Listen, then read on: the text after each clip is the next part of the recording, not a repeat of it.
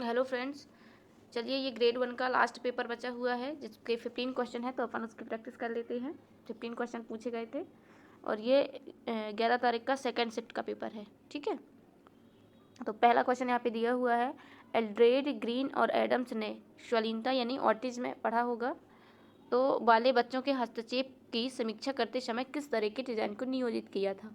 तो आपको ऑप्शन दिए हुए हैं। पहला ऑप्शन दिया है स्वतंत्र नमूने या व्यापक यानी कि कैस्केडिंग, मिलान किए गए नमूने मतलब जिसमें मिलान हो वो नमूने दिए थे। चौथा क्या दिया था, यादृच्छिक नियंत्रण परीक्षण यानी RCT, रैंडमाइज्ड कंट्रोल ट्रायल। तो अब अपन को बताना है कि इनमें से चार ऑप्शन में से क्या राइट है। ऑटिज्म ग्रेड 2 में कई बार आया हुआ है। ऑटिज्म क्या है, उसे ऑटिज्म को हिंदी में आत्म विमोह भी बोलते हैं। क्या, आत्म विमोह। ठीक है, ये ध्यान रखना है। और ये एक प्रकार का सामाजिक विकास मान सकते हैं। तो ऑटिज्म एक प्रकार का क्या होता है, इसमें सामाजिक समझ में अत्यधिक कमी आ जाती है, यानी कि जो सामाजिक समझ होती है उसमें कमी आती है ये ऑटिज्म में। ठीक है, वो दूसरों के साथ अच्छे रिलेशन नहीं बना पाते जिन बच्चों को ऑटिज्म होता है। तो यहाँ पे आंसर क्या होगा कि रैंडमाइज्ड कंट्रोल ट्रायल जो था यानी RCT, एड्रेड ग्रीन और एडम्स ने स्वाधीनता वाले बच्चों को ये एडवाइस किया था, डिजाइन किया था, इनके लिए नियोजित किया था। तो ये ऑप्शन डी यहाँ पे राइट हो जाएगा। और ऑटिज्म डे कब मनाया जाता है ये भी ध्यान रखिएगा, 2 अप्रैल, ठीक है, 2 अप्रैल को। ठीक, सेकंड क्वेश्चन की बात करेंगे। शिक्षण के संज्ञानात्मक सिद्धांत के मुख्य प्रस्तावक हैं। जो शिक्षण का संज्ञानात्मक सिद्धांत है, कॉग्निटिव थ्योरी है टीचिंग की, तो वो किसने दिया था, कोहलबर्ग ने, N.L. गेज ने, B.F. स्किनर ने, शिव कुमार मित्रा ने। तो यहाँ पे कोहलबर्ग ने नैतिक विकास दिया है, B.F. स्किनर ने बिहेवियर वाला दिया है और शिव कुमार मित्रा ये अलग ही है। यहाँ पे जो दिया हुआ है N.L. गेज, यहाँ पे ये आंसर होगा कि जो संज्ञानात्मक सिद्धांत है उसके प्रस्तावक हैं N.L. गेज। ऑप्शन नंबर यहाँ पे बी राइट हो जाएगा, याद रखना है। क्वेश्चन नंबर 3 की बात करेंगे। विद्यार्थियों का स्कूल में खेल यानी गेम्स खेलने का प्रमुख लाभ है। यह उन्हें मजबूत करता है, यानी कि जो गेम्स खेलते हैं, एक्टिविटी करते हैं स्कूल में, तो वो उसमें उन्हें मजबूत करता है, स्ट्रॉन्ग बनाता है। यह शिक्षकों के कार्य को आसान बनाता है। यह सहयोग की भावना तथा शारीरिक संतुलन विकसित करता है। यह समय व्यतीत करने में सहायक होता है। तो समय व्यतीत करने में सहायक है ऐसा कोई कॉन्सेप्ट नहीं है। और शिक्षक के कार्यों को आसान बनाता है ये भी नहीं है। यहाँ पे मेन क्या है कि जो गेम्स खेलते हैं, गेम्स कैसे खेले जाते हैं, गेम्स एक प्रकार की टीम बनाई जाती है। कोई भी टीम बनाएंगे, टीम में ही गेम खेलेंगे। जब टीम में गेम खेलेंगे तो इसमें कौन सी भावना विकसित होती है, सहयोग करने की भावना, है ना। तो सबसे मेन है कि यदि गेम्स खिलाया जाता है स्कूलों में, तो वो गेम खेलने से, या कोई भी गेम्स हो कोई भी हो, तो गेम्स खेलने में सहयोग की भावना विकसित होती है। क्योंकि गेम अकेले नहीं खेल सकते, 4 लोगों के टीम के साथ ही खेलते हैं। तो शारीरिक संतुलन तो विकसित होता ही होता है, एक दूसरा इंपॉर्टेंट है कि उसमें सहयोग की भावना विकसित होती है। तो यहाँ पे ऑप्शन सी राइट हो जाएगा। क्वेश्चन नंबर 4 की बात करेंगे। बौद्धिक कौशल निम्न के द्वारा परिलक्षित होते हैं। ठीक है, किसके द्वारा, भौतिक ज्ञान क्षेत्र यानी फिजिकल डोमेन, संज्ञानात्मक ज्ञान क्षेत्र कॉग्निटिव डोमेन, मन प्रेरक ज्ञान क्षेत्र साइकोमोटर डोमेन और भावात्मक ज्ञान क्षेत्र यानी अफेक्टिव डोमेन। तो जो फिजिकल डोमेन दिया हुआ है ये तो कोई डोमेन ही नहीं है। अब यहाँ पे आंसर है बौद्धिक कौशल। तो यहाँ पे जो मन प्रेरक है ये मूवमेंट, शरीर की मूवमेंट पर होता है, शरीर की गति, हाथ पैरों की गति। जो अफेक्टिव डोमेन है ये फीलिंग्स पर होता है, यानी भाव करना, विचार करना, महसूस करना। तो यहाँ पे जो कॉग्निटिव डोमेन है option number B, cognitive domain, ये ब्लूम्स के जो 3 डोमेन्स बताए थे ब्लूम्स की टैक्सोनॉमी में, उन्हीं में बात है। तो जो ये कॉग्निटिव डोमेन है इसमें बौद्धिक कौशल भी होता है, इसमें इंटेलिजेंट वगैरह इसी में होती है। संज्ञानात्मक, संज्ञान में सोचते हैं, थिंक करते हैं, विचार करते हैं, और यही बौद्धिक कौशल में ये होते हैं। ठीक है, तो यहाँ पे ऑप्शन क्या हो जाएगा, ऑप्शन नंबर बी राइट हो जाएगा, कॉग्निटिव डोमेन। क्वेश्चन नंबर 5 की करेंगे। क्वेश्चन नंबर 5 है, भूमिका निर्वहन या रोल प्ले के दौरान अवलोकन तथा विलेखन के लिए इनमें से कौन सी तकनीक सर्वाधिक उपयुक्त है। जो रोल प्ले के दौरान ऑब्जर्वेशन करते हैं या रिकॉर्डिंग करते हैं तो वो सबसे उपयुक्त तकनीक कौन सी है, वीडियोग्राफी है क्या, सेकंड में दिया हुआ है मनुष्य द्वारा किया गया अभिलेखन है क्या, तीसरा है श्रव्य अभिलेखन, चौथा है विशेषज्ञों द्वारा किया जाने वाला अवलोकन। तो जो वीडियोग्राफी दिया हुआ है ये यहाँ पे ज़्यादा उपयुक्त हो जाएगा, ऑप्शन नंबर ए राइट हो जाएगा। क्वेश्चन नंबर 6 की बात करेंगे। एरिक्सन का मनोवैज्ञानिक सिद्धांत क्या है। एक व्यवहारिक सिद्धांत है, प्रणालीगत सिद्धांत है, अनुमानी सिद्धांत है या अवस्था सिद्धांत है। तो जो एरिक्सन ने 8 स्टेजेस बताई थी, अपना मनोसामाजिक सिद्धांत दिया था एरिक्सन ने, कौन सा, मनोसामाजिक सिद्धांत दिया था। इन्होंने इसमें 8 स्टेज बताई थी। तो स्टेज यहाँ क्या बताया था उन्होंने, स्टेज थ्योरी ऑफ डेवलपमेंट, ठीक है, 8 स्टेजेस बताई थी, आपने देखा ही है। तो यहाँ पे ऑप्शन क्या हो जाएगा, ऑप्शन नंबर डी राइट हो जाएगा। विकास का एक अवस्था सिद्धांत दिया था एरिक एरिक्सन ने।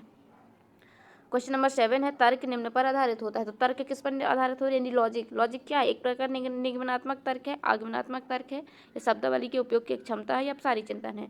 तो लॉजिक किस पर बेस्ड होता है, निगमनात्मक पर, यानी कि ऑप्शन नंबर ए राइट हो जाएगा। लॉजिक क्या है, एक प्रकार का नियम टाइप का होता है, तो वो निगमनात्मक तर्क है। ऑप्शन नंबर ए राइट हो गया। क्वेश्चन नंबर 8 की बात करते हैं। बंडुरा के सामाजिक अधिगम सिद्धांत के अनुसार निम्नलिखित में से कौन सा सत्य है, यानी जो बंडुरा का सामाजिक अधिगम सिद्धांत है उसकी बात यहाँ पे हो रही है। तो क्या बताना है, क्या वहाँ पे सत्य है। संज्ञानात्मक विकास शारीरिक विकास पर निर्भर नहीं करता है। दूसरा है, modelling is a principal way for children to learn, यानी कि प्रतिरूपण या मॉडलिंग बच्चों के सीखने के लिए प्रमुख तरीका है। मॉडलिंग बेस्ड था क्या। तीसरा है, नाटक आवश्यक है और इसे स्कूल में प्राथमिकता दी जानी चाहिए। चौथा ऑप्शन है, अन्य सुलझा संकट बच्चों को नुकसान पहुंचा सकता है। तो आप लोगों ने पढ़ा होगा यदि बंडुरा का सामाजिक अधिगम सिद्धांत, इसे ऑब्जर्वेशन लर्निंग थ्योरी भी बोलते हैं। इसी को और भी बोलते हैं क्या, मॉडल से सीखने का सिद्धांत। इसे मॉडल से सीखने का सिद्धांत इसे बोलते हैं। तो मॉडल से सीखना मतलब इनकी थ्योरी में क्या है, सबसे ज़्यादा इंपॉर्टेंट है मॉडलिंग, यानी प्रतिरूपण। बच्चों को हम जैसा मॉडल दिखाएंगे वैसा वो उसी तरीके से वो सीखेंगे, या उसी तरीके से वो सीखते हैं। तो यहाँ पे ऑप्शन यहाँ पे हो जाएगा बी करेक्ट आंसर। और यहाँ पे जो ऑब्जर्वेशन थ्योरी है, अवलोकन की प्रक्रिया है, तो ये भी कई बार क्वेश्चन आया है कि जो अवलोकन की प्रक्रिया है वो कितने चरणों में होती है पूरी प्रक्रिया। तो कितने चरणों में होती है, 4 चरणों में होती है। कौन कौन से चरण है, पहला है ऑब्जर्वेशन या अटेंशन, ठीक है, ऑब्जर्वेशन या कहीं कहीं अटेंशन भी मिलता है, तो अटेंशन पहला। दूसरा है रिटेंशन, दूसरा क्या है, रिटेंशन। तीसरा है उत्पादक या रिप्रोडक्शन, इस उत्पादक हिंदी में बोल सकते हैं और रिप्रोडक्शन भी बोल सकते हैं। और चौथा आ जाएगा मोटिवेशन, क्या आ जाएगा, मोटिवेशन। अब क्या मतलब हुआ, ये जो 4 स्टेजेस है, पहला मैंने क्या बताया है कि पहले हम क्या करेंगे, उसको अटेंशन में लाएंगे, अपने ध्यान में लाएंगे, अपने ऑब्जर्व करेंगे। हम कोई भी क्रिया है, कोई भी प्रोसेस है, हमने उसको ऑब्जर्व किया। ऑब्जर्व करने के बाद ये पहला हुआ ऑब्जर्वेशन या अटेंशन। दूसरा क्या मैंने बताया था, रिटेंशन, यानी कि उसको हम क्या करेंगे, धारण करेंगे, यानी रिटेंशन करेंगे। हमने उसको धारण किया, अपने माइंड में रखा, ठीक। फिर तीसरे में क्या किया, जब उसकी कहीं ज़रूरत पड़ी तो हमने उसको अप्लाई किया, यानी कि रिप्रोडक्शन। अप्लाई करना यानी रिप्रोडक्शन। जब हमने अप्लाई किया और उसमें हम सक्सेस हुए, कुछ भी अच्छा काम हुआ, तो फिर हमें क्या मिलेगा, अंदर से मोटिवेट होंगे। तो चौथा हो गया मोटिवेशन, ठीक। तो यहाँ पे ये 4 प्रोसेस हैं, तो ये भी ध्यान रखना है, अटेंशन, रिटेंशन, रिप्रोडक्शन और चौथा मोटिवेशन, ठीक।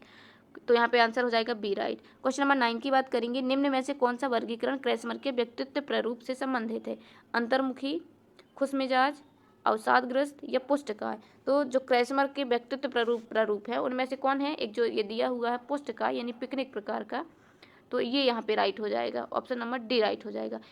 क्रेसमर ने कितने टाइप के बताए थे, तो कितने टाइप के बताए थे क्रेसमर के द्वारा, क्रेसमर ने जो बताया था वो 4 टाइप के बताए थे। कितने, 4 बताए थे। कौन कौन से 4 बताए थे ये भी देख लीजिए।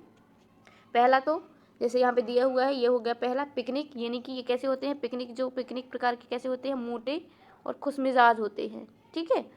तो ये हो गया। और दूसरा क्या हो गया, इन्हीं का जो दूसरा टाइप है वो हो गया एस्थेनिक, ठीक है। दूसरा कौन सा बताया उन्होंने, एस्थेनिक। एस्थेनिक की जो क्वालिटी होती है वो कैसे होते हैं, लंबे, कमज़ोर और दुबले होते हैं। तीसरा क्या हो गया, तीसरा होगा एथलेटिक, यानी कि खेल प्रवृत्ति वाले होते हैं, मजबूत शरीर वाले होते हैं, ठीक है, ये एथलेटिक हो गए। और चौथा बताया था डिस्प्लास्टिक, यानी कि सभी तीनों का मिक्सर होता है एक की डिस्प्लास्टिक। ये किसने बताए थे, क्रेसमर ने बताए थे 4 प्रकार के। कौन कौन से, पिकनिक, एस्थेनिक, एथलेटिक और डिस्प्लास्टिक, ठीक। यहाँ पे एक और आ जाता है यही क्रेसमर की थ्योरी में ही, कि उनके जो स्वभाव के आधार पर, इनके जो स्वभाव के आधार पर बताया गया था। तो वो जो एक साइक्लॉइड आपने पढ़ा होगा, स्वभाव के आधार पर साइक्लॉइड और सिंजोइड। तो जो साइक्लॉइड प्रकार था वो कौन सी प्रवृत्ति, कौन सी वाले उनको बोलते थे, कौन सी, जो पिकनिक प्रकार के होते थे, यानी जो ये दिए हुए हैं, जो ये दिया हुआ है, इन्हें स्वभाव के आधार पर पूछें तो स्वभाव के आधार पर क्या कहा था क्रेसमर ने, क्या बताया था, ये कैसे होते हैं, साइक्लॉइड प्रवृत्ति के होते हैं, साइक्लॉइड स्वभाव के होते हैं, ठीक है, ये साइक्लॉइड। और एक और इन्होंने बताया था कि जो एस्थेनिक प्रकार के होते हैं, कौन से, एस्थेनिक प्रकार के जो होते हैं, तो वो कैसे होते हैं स्वभाव के आधार पर? ये स्वभाव के आधार पर सिंजोइड प्रकार के होते हैं, स्वभाव के होते हैं, सिंजोइड स्वभाव होता है, यानी कहा जाता है या बताया गया, तो ये याद रखना है। पिकनिक को साइक्लॉइड और एस्थेनिक को सिंजोइड। तो यहाँ पे आंसर क्या हो जाएगा? आंसर यहाँ पे होगा डी, ये बताया गया है। क्वेश्चन नंबर 10 की बात करते हैं।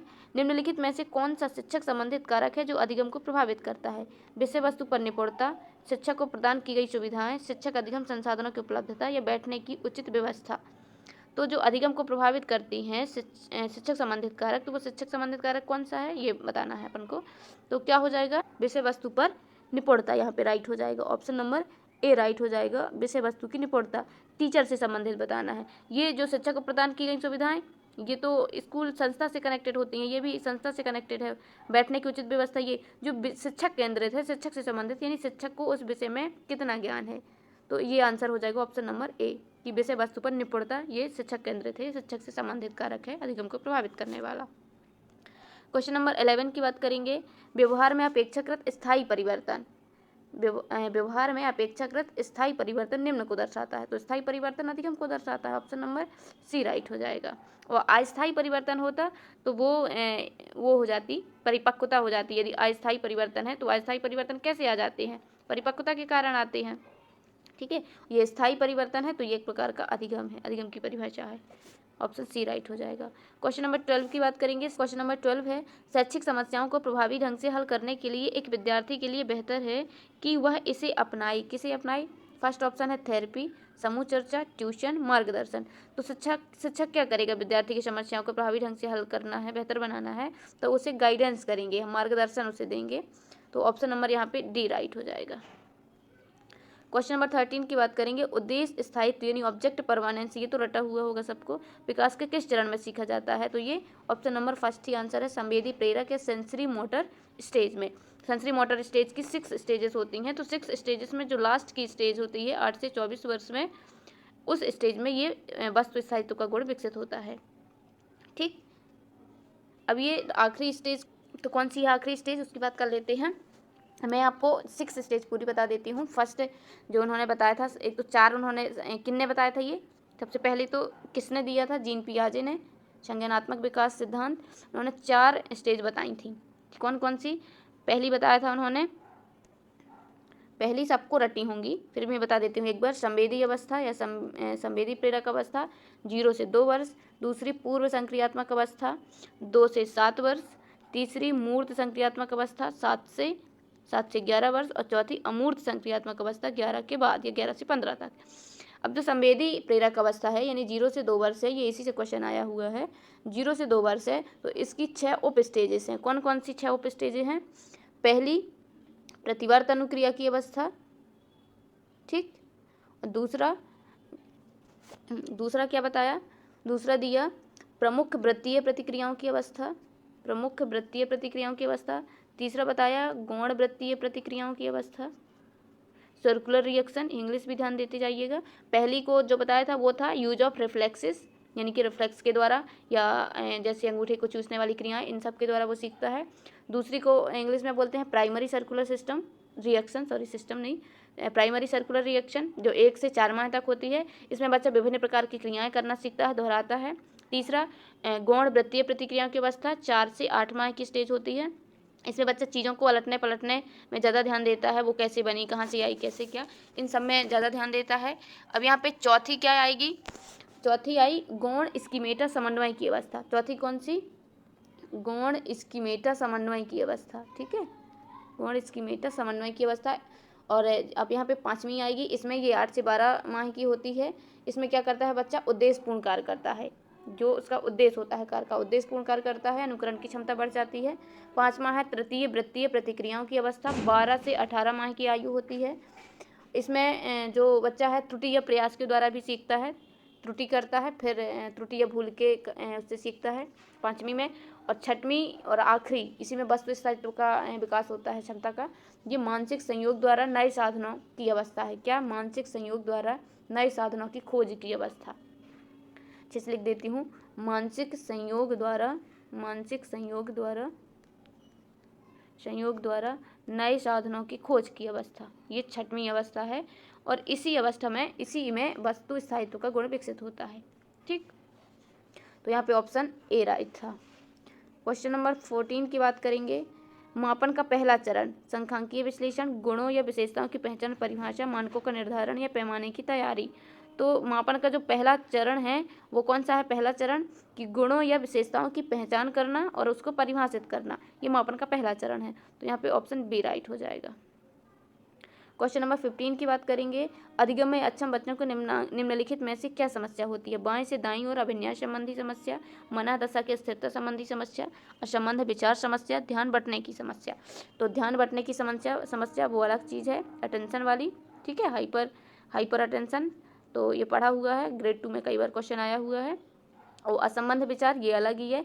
और मनोदशा की अस्थिरता या संबंधी अवस्था, मनोदशा अवस्था, ये जो मूड स्विंग वाली है, बाइपोलर डिसऑर्डर, ग्रेड 2 में कई बार क्वेश्चन आया हुआ है। मनोदशा मूड स्विंगिंग प्रॉब्लम है, इसे बाइपोलर डिसऑर्डर भी बोलते हैं, तो इसको याद रखिएगा। और यहाँ पे क्या है, अधिगम अक्षम बच्चों की विशेषता समस्या क्या होती है कि दाएं से बाईं ओर अभिन्यास होता है। जैसे वो 21 लिखा है तो इस 21 को क्या पढ़ लेगा? 12 पढ़ लेगा, यानी कि क्या दाएं में था क्या बाएं में था, इसमें उसको समस्या होती है देखने में, समझने में। तो इस तरह अधिगम अक्षमता है, पढ़ लेगा, लिख लेगा। यदि मैंने कहा SAW लिखा है तो इसको क्या पढ़ लेगा? WAS, उल्टा पढ़ लिया, इसको इधर ले गया, इनको इधर ले गया। तो ये अधिगम अक्षम बच्चों को एक समस्या होती है। तो ऑप्शन नंबर यहाँ पे ए राइट हो जाएगा। ठीक, आज के लिए इतने ही 15 क्वेश्चन थे। अब नेक्स्ट वीडियो यदि आप लोग कमेंट करेंगे तो ग्रेड 2 के पेपर जल्दी ही प्रीवियस ईयर के करवा देंगे। चलिए मिलते हैं नेक्स्ट वीडियो में। Thank you for watching.